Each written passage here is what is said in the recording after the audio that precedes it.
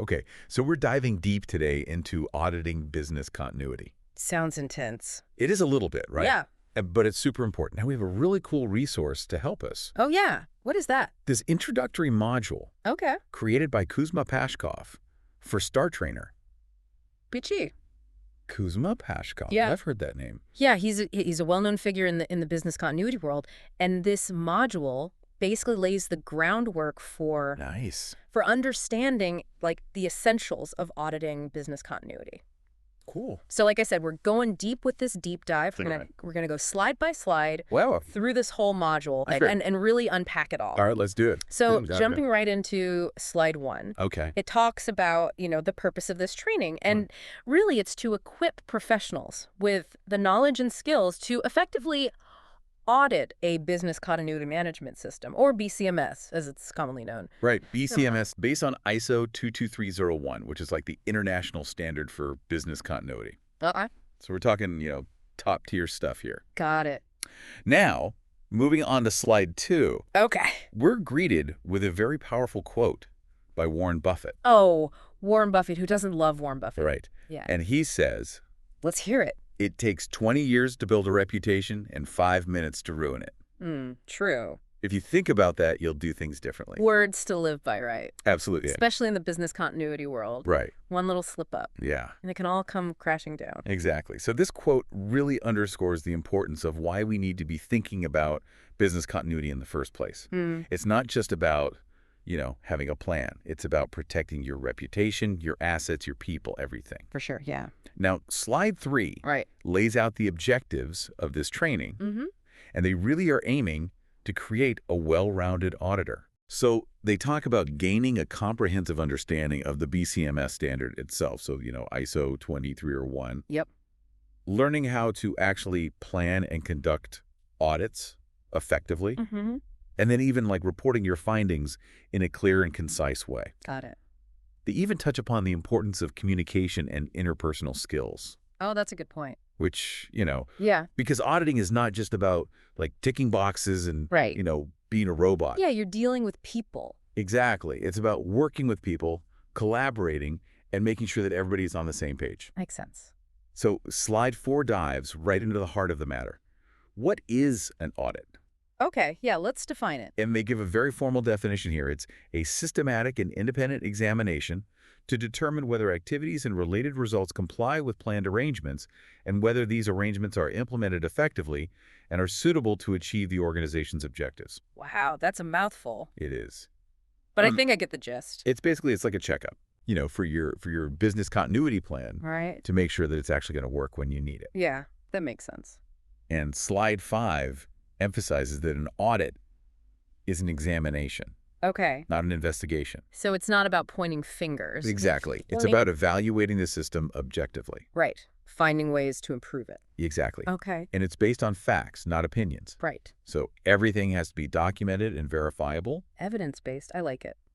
Now, slide 6 gets into the nitty-gritty of what's required for a successful audit. Okay. What do we need? And it's very specific. Agreements, charters, audit models, report templates, even auditor accountability. Wow. So it's a very structured process. Very structured. Not just like showing up and winging it. No. There's a whole system in place. All right. And slide 7 introduces us to the lead auditor, Okay. who plays a crucial role because they are personally accountable to the client and they need to remain independent from the auditee. So like a neutral third party. Exactly. And they have to balance, meeting the client's needs while also ensuring the integrity and objectivity of the audit. That's a tough job. It is a tough job. It's a very Right. important job. Yeah. And slide 8 reinforces this by saying the lead auditor needs to have documented agreements in place, Okay. covering everything from the scope of the audit Yeah. to the reporting procedures. So everyone knows what to expect. Exactly. Transparency is key. Right. And then slide 9 breaks down the roles and responsibilities All right. within an audit team. So it's not just the lead auditor. There's a whole team. There's a whole team. Yeah, you've got auditors, technical experts, scribes. Like a little army. It is. And the lead auditor's like the captain, right? Yep. Making sure that everybody's working together effectively. Steering the ship. Exactly. Okay. Now, slide 10 clarifies a question that often comes up. Okay. What's that? What's the difference between an audit and an assessment? Right. Because those terms are sometimes used interchangeably. But I have a feeling they're not the same thing. They're not the same thing. So an assessment is more about identifying potential risks Okay. and vulnerabilities, All right. whereas an audit actually verifies whether controls are in place and effective in mitigating those risks. So an assessment is like, are there any problems? Yeah. An audit is like, are the solutions to those problems working? Exactly. That's a great way to put it. Okay.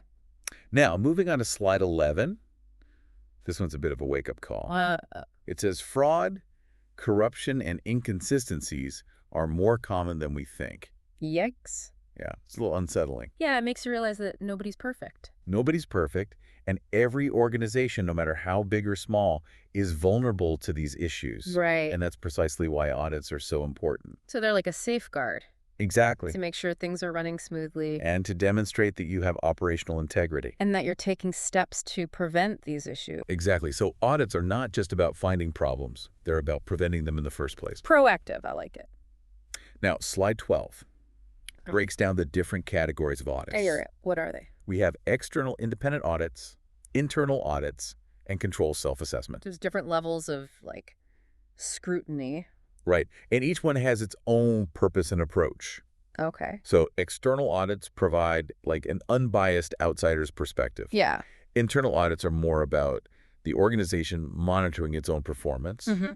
And then control self-assessment is like self-reflection and continuous improvement. So, like, checking your own work. Yeah, exactly. Got it. And slide 13 goes on to outline the different types of audits based on their focus. Okay. So we have financial audits, operational audits, information systems audits. So each one looks at a different part of the organization. Exactly. It's like a comprehensive checkup, right? Yeah. From head to toe, Okay. making sure that everything's running smoothly. So what about these information systems audits? What are those all about? Yeah. So information systems audits, those are particularly interesting because they used to be very much focused on IT security. Right? Makes sense. But nowadays, they encompass everything from data privacy to business continuity. Oh, wow. So they've really expanded in scope. So it's not just about, like, hackers and firewalls anymore. No, it's about making sure that your information systems are resilient and can support your business operations. That makes sense. And slide 14 kind of doubles down on this, saying that information systems audits are not just about numbers. Okay. They're also about evaluating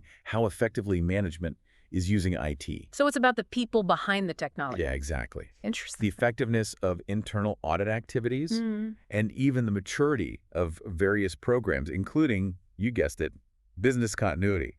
Ah, there it is again. Business continuity keeps coming up, right? Yeah, it seems like a pretty important part of all this. It is a very important part. Okay. And slide 15 introduces us to a very important organization in the business continuity world, the Disaster Recovery Institute, or DRI. Okay, I've heard of DRI. Yeah, they are like the gold standard for business continuity best practices. Right.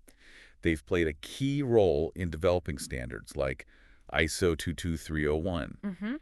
And they offer a ton of training programs for professionals. So they're kind of like the go-to source for all things business continuity? Absolutely. And they even provide a link to their professional practices. Okay. Which is a great resource for anyone who wants to dive even deeper into this stuff. I'll have to check that out. Yeah, it's definitely worth bookmarking. Got it. Now, slide 16 introduces the concept of a business continuity management system, or BCMS. Okay, BCMS. We've heard that term before. We have. It's basically about putting all your business continuity efforts right. into a structured, manageable system. Right, so it's not just a bunch of random plans and procedures. Exactly. It's a system. A system, yeah. And the requirements for a BCMS are outlined in ISO 22301. Okay, so that's the standard that we need to follow. That's the standard. That's the guidebook. Got it. Now, slide 17 clarifies something that's a little bit technical, but it's important. Okay.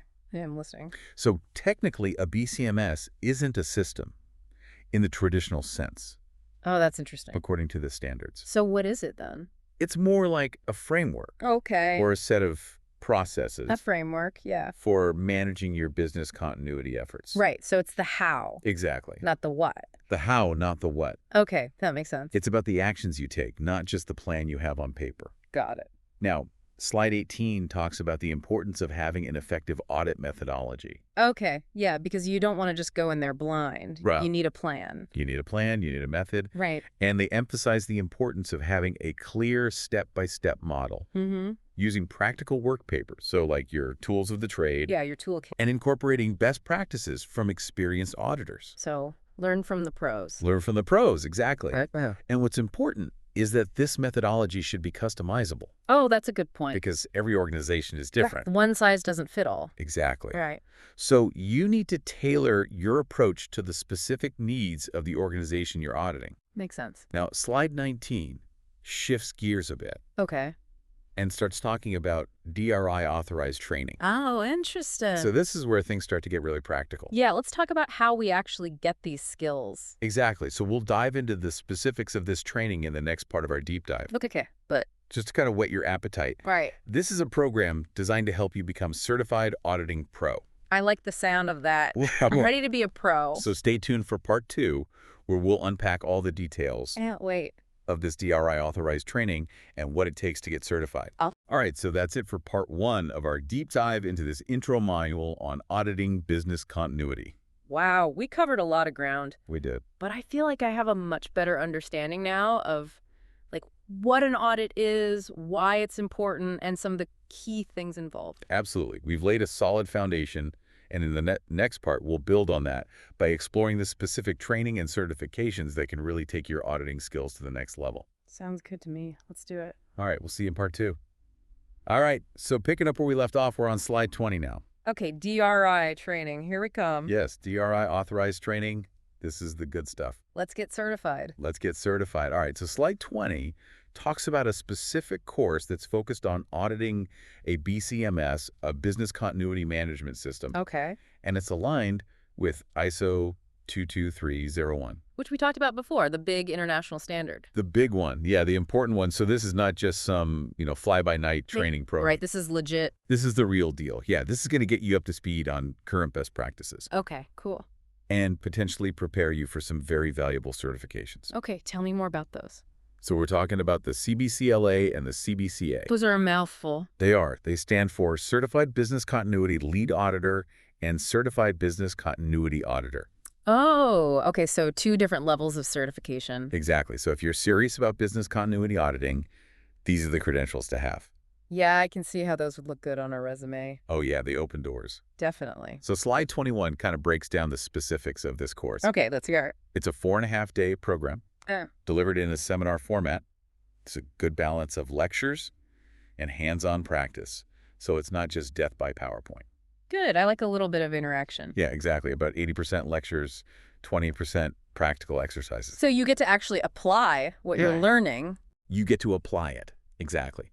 And slide 22 goes into some of the key topics that are covered. All right, like what? So things like risk assessment and treatment, Mm-hmm. business impact analysis, Okay. crisis communications, all the essential elements of a good business continuity program. Sounds comprehensive. It is very comprehensive. And for those who want to learn more, there's a link on slide 23 to the course website. Handy. Very handy. Yeah. Bookmark that one. Bookmark that one. Now slide 24 talks about the training methodology. Okay, how do they teach this stuff? So they emphasize a practical approach Okay. using case studies, group discussions, role-playing. Oh, fun. Yeah, it's not just sitting there listening to someone talk. Right, active learning. Active learning, exactly.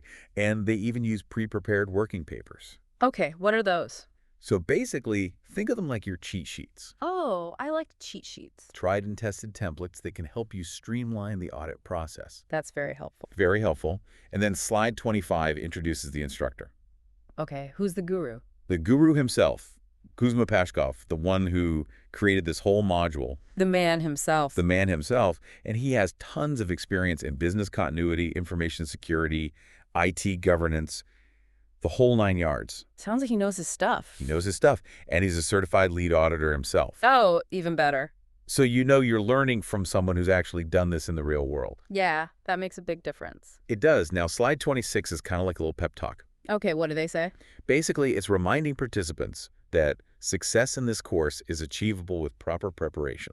So put in the work, you'll get the results. Yeah, it's encouraging active listening, participation, asking questions. Got it. Be engaged. Be engaged, exactly. Okay. And slide 27 goes into the nitty-gritty of the assessment exam. All right, what's the test like? So it's an online exam. Okay. It's open book, and it's focused on understanding and application, not just memorization. So they want you to actually think critically. They want you to think critically, yeah, not just regurgitate information. That's good. I like that. And what's nice is that you get feedback from the instructor, Okay, that's helpful. so you can learn from your mistakes. Definitely. Slide 28 has some testimonials from previous participants. Oh, testimonials. Let's see what people are saying. Yeah, and they're all very positive. Good sign. Yeah, people are raving about the course and the instructor. Sounds like it's worth checking out. Definitely worth checking out. And then slide 29 mentions an added bonus. Okay, what's the bonus? You get access to a WhatsApp group for exam preparation support. Oh, that's cool. Yeah, so you connect with other participants, Mm-hmm. share tips, get support from the instructor.